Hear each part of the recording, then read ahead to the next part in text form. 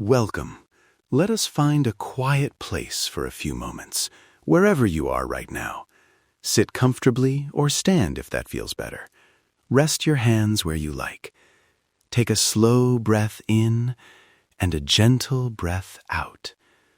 I am Sal Sothea, and today we talk about something very ordinary and very sacred: eating.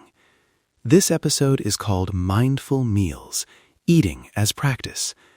In the Buddha's teaching, even a simple meal can lead us toward presence, gratitude, and care. Stay with me for a calm exploration, and if you are ready, let us understand together how a meal can become a doorway to peace. Before we begin, a gentle note. If thinking about food or eating feels difficult for you, or if you have a history of disordered eating, please consider skipping the guided eating practice later. Instead, try a short 30-second breathing anchor I will offer as an alternative.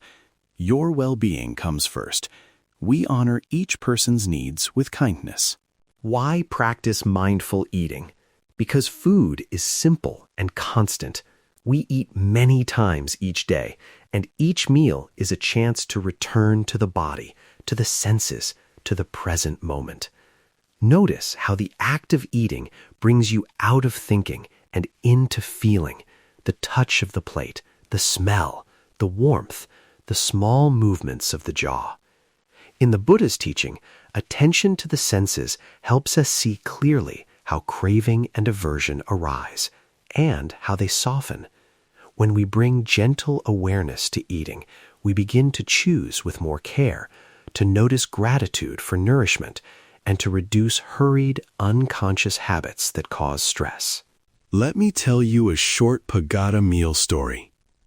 Many years ago, in a small Cambodian temple, the midday meal was simple: rice, a vegetable stew, a little fish when it was offered, and a bowl of fresh fruit. Laypeople would come with quiet offerings, and the monks would sit together in a single line. Before eating, everyone would pause. A senior monk would say a few words about the gift of food, the effort of those who prepared it, and the intention to use this nourishment well. The first spoonful was taken slowly. The taste was noticed fully: the texture, the salt, the warmth. There was no rushing.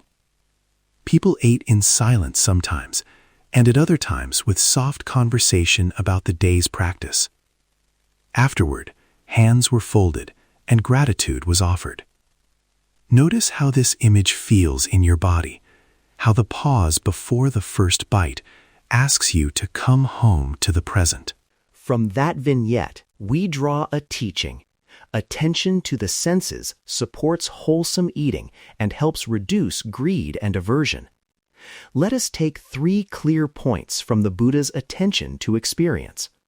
First, the body is our starting place: sitting, breathing, feeling hunger or fullness. Second, the senses give us information without needing to react immediately. We can observe smell, taste, texture. Third, intention matters. How we approach food shapes our experience.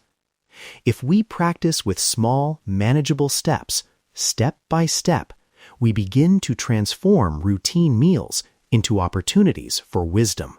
Now, I will offer 3 simple practices you can try right away.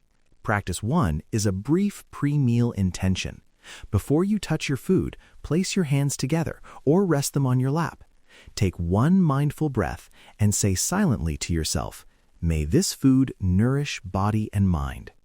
This is not magic. It's a gentle reminder to slow down and to remember the sources and kindness behind the meal. When you do this, you connect action with purpose. Practice 2 is a single bite savoring rehearsal.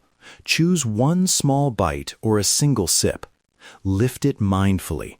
Look at it as if you were seeing it for the first time. Bring it to your mouth slowly. Feel the movement of your hand and the weight of the food. Place it in your mouth, close your mouth, and allow the taste to unfold without chewing quickly. Notice texture, salt, sweetness, the movement of your tongue. Chew slowly, maybe 3 breaths worth of attention, then swallow and rest. You do not need to do the whole meal this way. Beginning with 1 bite trains the mind to slow and to appreciate. Practice 3 is a finishing gratitude ritual. When the meal ends, pause for a moment. Rest your hands on your lap again and reflect on one thing. This food supported you. Someone prepared it. The earth contributed. Offer a short, silent wish.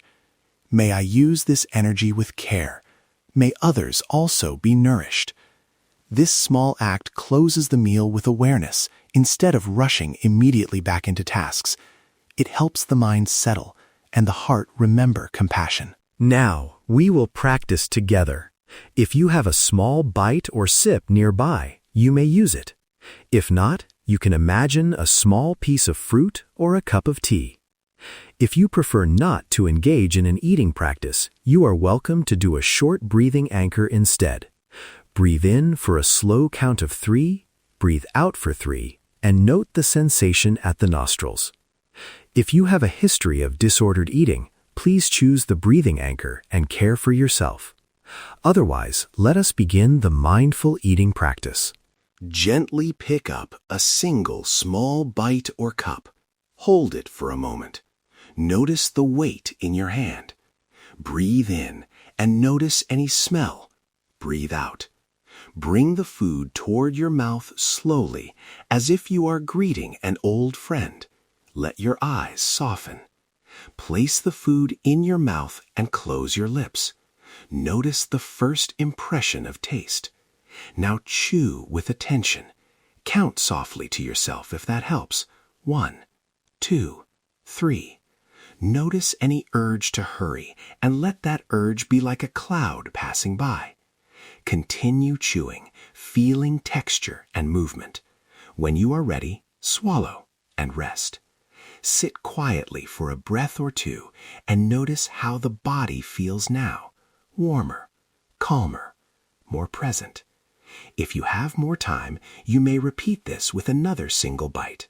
Otherwise, let this single bite practice stand as a seed you can plant in daily life. How can we weave this into busy days or family meals? A few practical suggestions. For busy schedules, try the 1-bite rehearsal at the start of a meal, or take 2 mindful breaths before you begin eating. For family meals, invite 1 shared moment of gratitude, perhaps a short sentence from a child or elder, so the practice becomes communal and gentle rather than strict. If you eat at your desk, place the first forkful down and breathe between bites. Little changes add up. The goal is not perfection, but steady, kind attention.